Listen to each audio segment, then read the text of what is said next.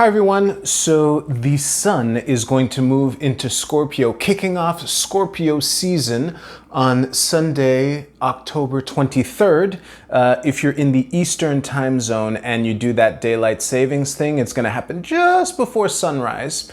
And yeah, based on the general consensus among astrologers that know way more than I do is that it's going to be quite a wild ride. So I'm looking quite forward to doing this tarot reading for my woo homies to see what guidance we can have for this wild ride that we're presumably in for. And by the way, if you want to see more freedom and harmony in the world, you are definitely a woo homie as far as I'm concerned, and this reading is for you. If you don't, that's fine, you can stick around as well. I'm going to do a 10 card Golden Dawn spread as I usually do for these new astrological seasons.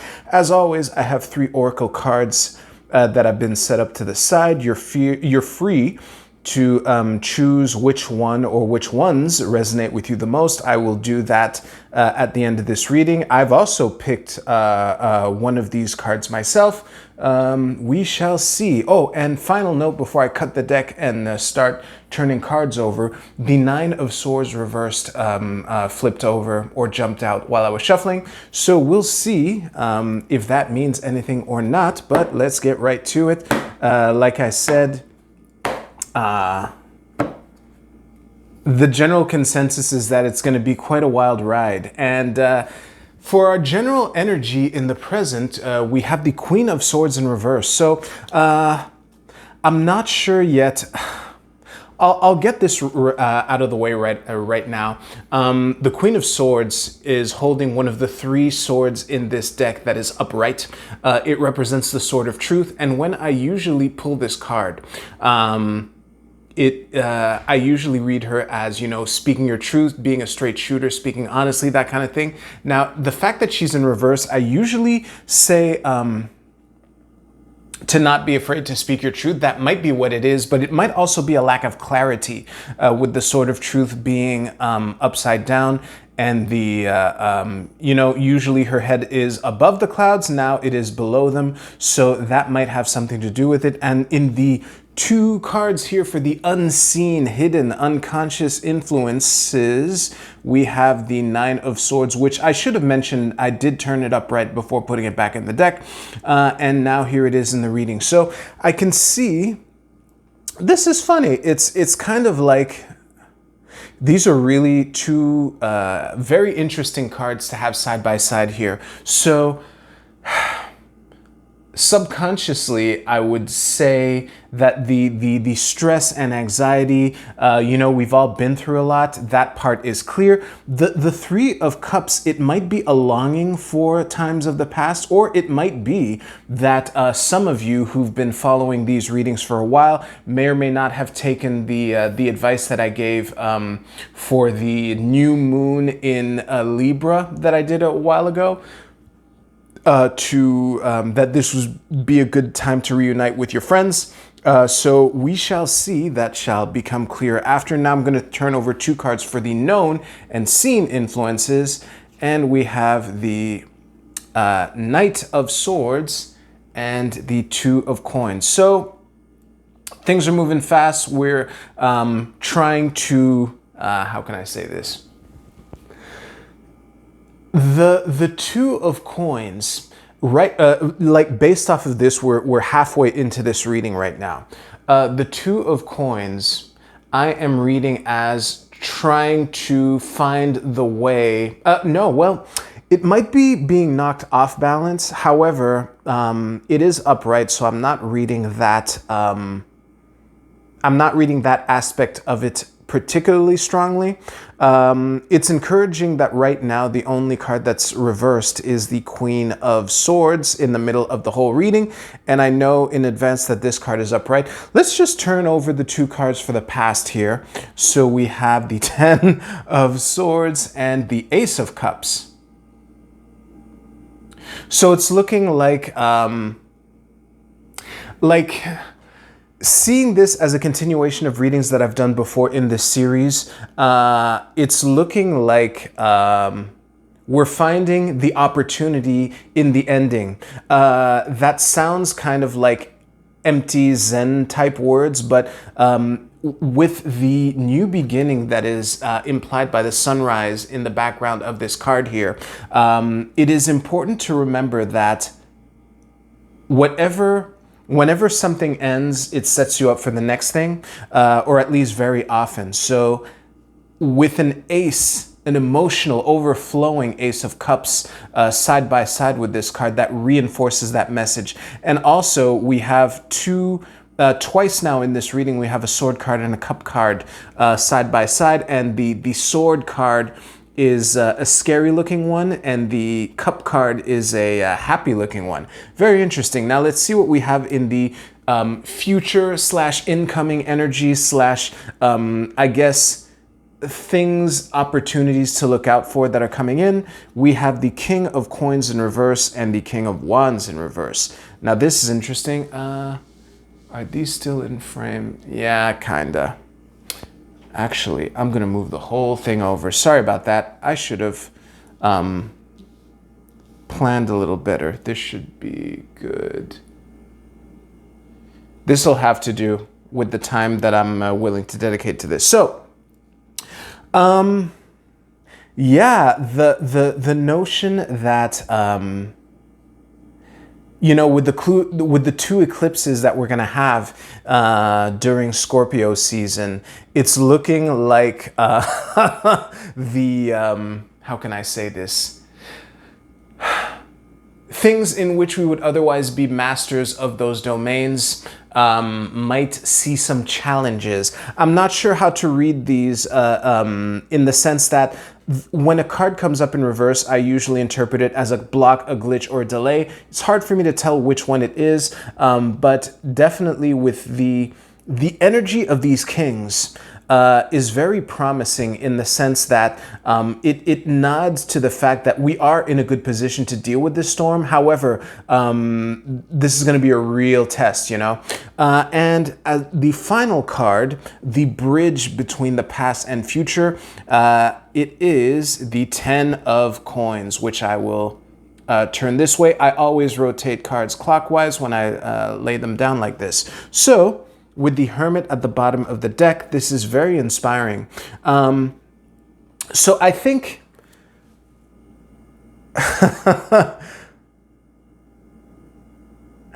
the overall vibe that I'm getting from this reading right now, and after I do this, I'm going to pause the recording for a little bit and like really stare at this to see if there are any golden nuggets that I can extract. But the vibe that I'm getting right now is that despite the stress, despite the things that are now over that we wish had not ended that way, we are seizing opportunity. And even though for Scorpio season in particular, and this is understandable with the double eclipse, well, the dual eclipses, one in Scorpio a couple days later and one in Taurus, that, you know, it's going to be a wild ride. Oh, I just remembered something. There is one piece of content that has definitely influenced how I've been reading this reading, but I will share that at the very end after everything, and I will link to it below just for full transparency. But the bridge between this is to never lose track of what it is that we're really after.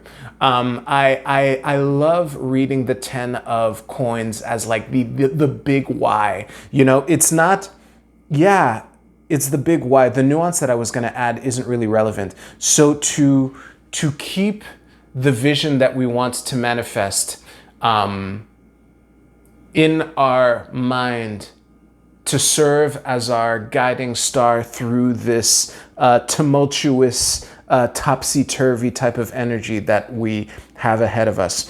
And if I just realized there's one thing that I glossed over of these two kings here that I kind of took for granted, but it's important to specify.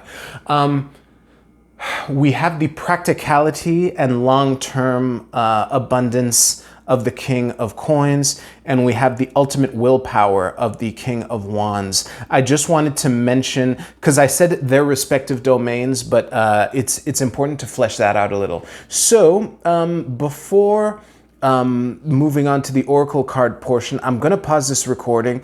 I'm going to really stare at this to see if there's anything else that I can use to be of more useful guidance to you, my woo homies. I'll see you right now.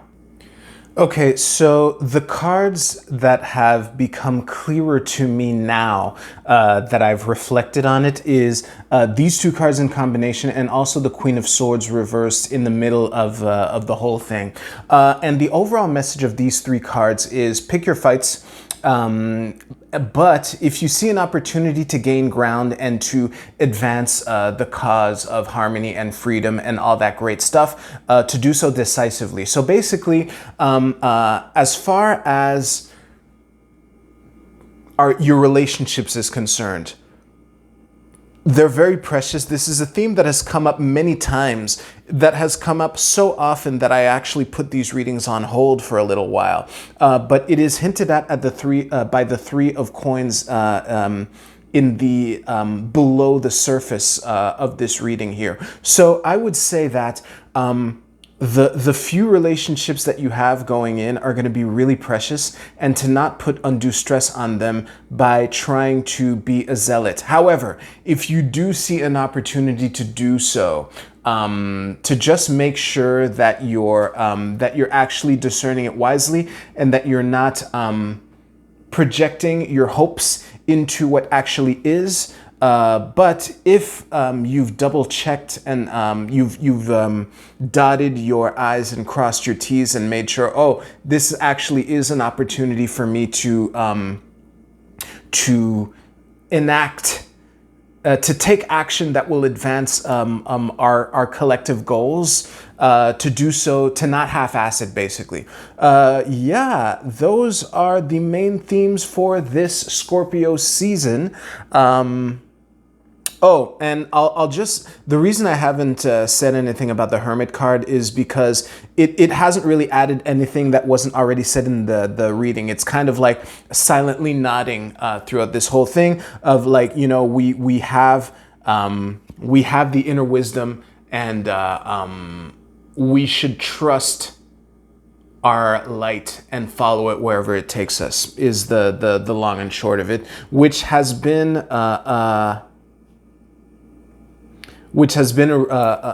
theme for this whole reading.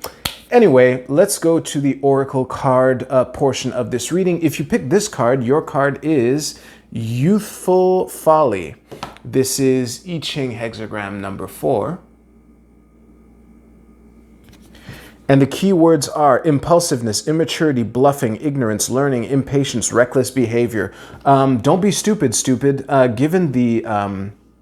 Given the context of this reading, I think it really reinforces the final part that I said after unpausing the video, that just make sure, like, this isn't the time for bold gambles that may or may not bite you in the ass. This is the time to hunker down, manage our stress. If we see opportunities, don't half-ass them, but make sure that these are actual opportunities and not just our wish fulfillment. The wish will come later.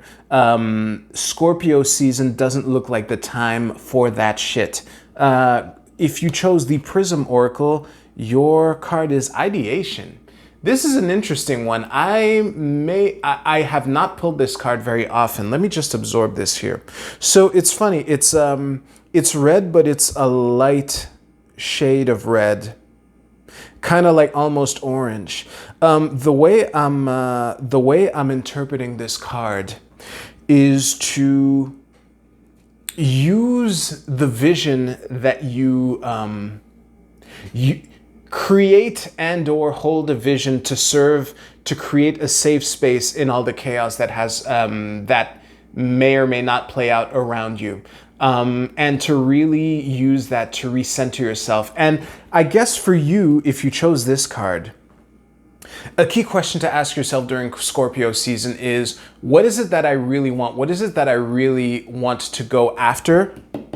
And as you clarify that, to consider, is what I want to do in service of that vision?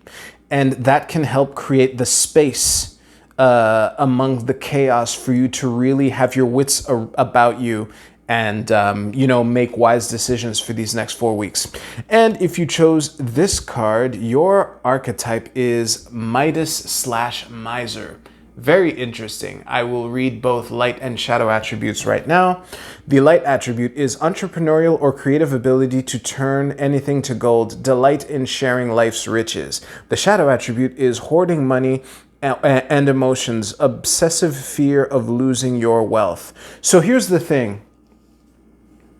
The cautionary tale that I gave, that I've been giving for most of this reading, if you pick this card, you might add a grain of salt here.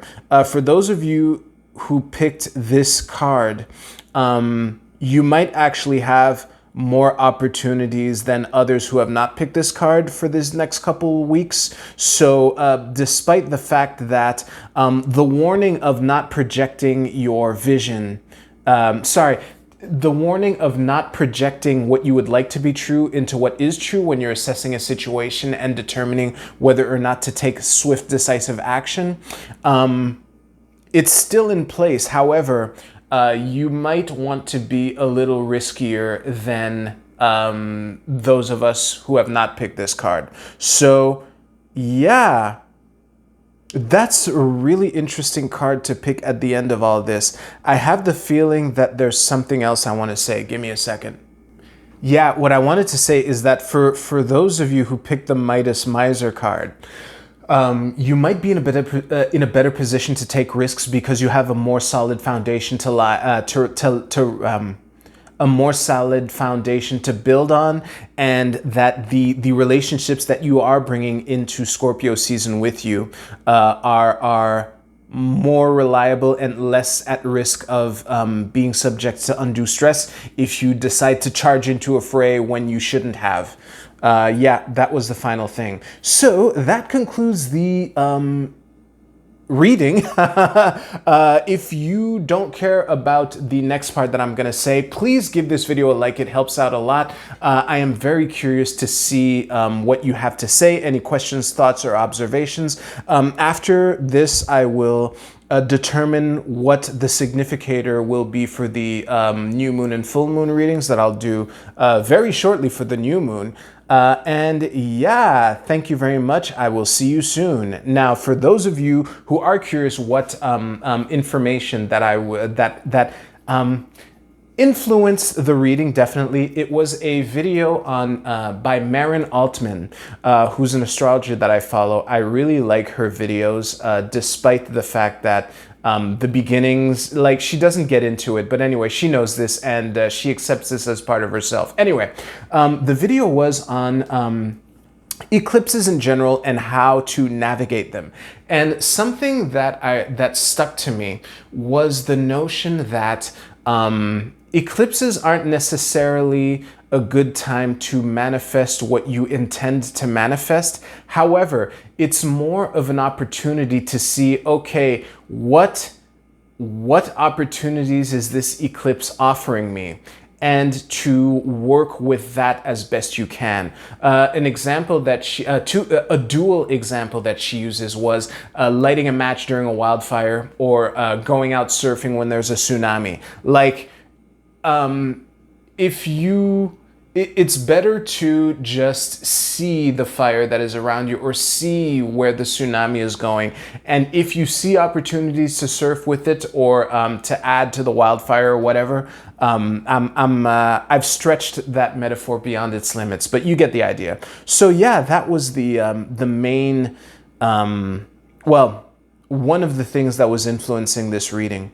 Hey, by the way, if you stayed for this part, please let me know in the comments below. You can put a little, a panda emoji. Put a panda emoji, and Besides that, hey, if you're still here, you might as well like this video. But thank you so much for watching. I will see you in a couple of days for the partial solar eclipse video. And yeah, you take care.